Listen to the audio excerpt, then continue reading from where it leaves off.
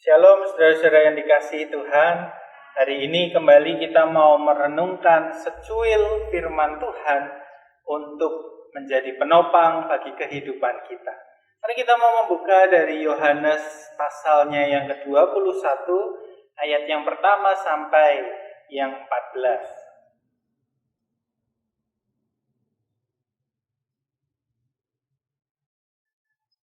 Yohanes 21 ayatnya yang pertama sampai yang ke-14. Kemudian Yesus menampakkan diri lagi kepada murid-muridnya di pantai Danau Tiberias, dan ia menampakkan diri sebagai berikut. Di pantai itu berkumpul Simon Petrus, Thomas yang disebut Didimus, Nathanael dari Kana yang di Galilea, anak-anak Zebedeus, dan dua orang muridnya yang lain. Kata Simon Petrus kepada mereka, "Aku pergi menangkap ikan." Kata mereka kepadanya, "Kami pergi juga dengan engkau." Mereka berangkat lalu naik ke perahu, tetapi malam itu mereka tidak menangkap apa-apa. Ketika hari mulai siang, Yesus berdiri di pantai. Akan tetapi murid-murid itu tidak tahu bahwa itu adalah Yesus. Kata Yesus kepada mereka, "Hai anak-anak, adakah kamu mempunyai lauk pauk?" Jawab mereka, "Tidak ada." Maka kata Yesus kepada mereka, "Tebarkanlah jalamu di sebelah kanan perahu, maka akan kamu peroleh." Lalu mereka menebarkannya dan mereka tidak dapat menariknya lagi karena banyaknya ikan. Maka murid yang dikasihi Yesus itu berkata kepada Petrus, "Itu Tuhan." Ketika Petrus mendengar bahwa itu adalah Tuhan, maka ia mengenakan pakaiannya sebab ia tidak berpakaian, lalu terjun ke dalam danau.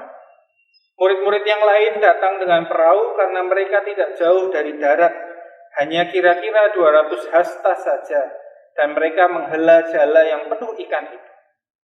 Ketika mereka tiba di darat, mereka melihat api arang dan di atasnya ikan dan roti. Kata Yesus kepada mereka, "Bawalah beberapa ikan yang baru kamu tangkap itu." Simon Petrus naik ke perahu lalu menghela jala itu ke darat penuh ikan-ikan besar, 153 ekor banyaknya, dan sungguh pun sebanyak itu jala itu tidak koyak. Kata Yesus kepada mereka, "Marilah dan sarapanlah." Tidak ada di antara murid-murid itu yang berani bertanya kepadanya, "Siapakah engkau?" Sebab mereka tahu bahwa ia adalah Tuhan. Yesus maju ke depan, mengambil roti dan memberikannya kepada mereka, demikian juga ikan itu. Itulah ketiga kalinya Yesus menampakkan diri kepada murid-muridnya sesudah ia bangkit dari antara orang mati. Saudaraku, kisah Petrus dan kawan-kawan di tepi Danau Tiberias atau Danau Galilea adalah catatan terakhir Alkitab tentang Petrus dan kawan-kawannya menjala ikan. Nah, dari membaca firman ini kita tahu ceritanya. Berulang kali kita mendengar ini. Nah, hari ini saya mau mengajak kita berfokus pada satu ayat, yaitu ayatnya yang ke-12. Nah, menarik dikatakan bahwa murid-murid tidak berani bertanya, "Siapakah engkau?" Nah, saudaraku, pertanyaan "siapakah engkau" diucapkan ketika kita tidak tahu siapa lawan bicara kita. Jadi kalau kita tidak tahu siapa lawan kita, maka kita akan bertanya, "Siapakah engkau?" Nah, kalau murid-murid tahu siapa dia, siapa sosok itu, bahwa itu adalah Yesus, maka otomatis logisnya adalah mereka tidak perlu bertanya, "Siapakah engkau?" Tetapi kenapa yang dicatat adalah mereka tidak berani bertanya. Nah, tidak perlu dan tidak berani itu kan hal yang berbeda, ya, dipakai dalam konteks dan punya muatan makna yang berbeda. Tidak perlu dan tidak berani. Nah, saudaraku, saya rasa murid-murid ini dalam situasi unik. Mereka ini tahu tetapi juga tidak tahu. Mereka ini mengenal tetapi juga tidak kenal.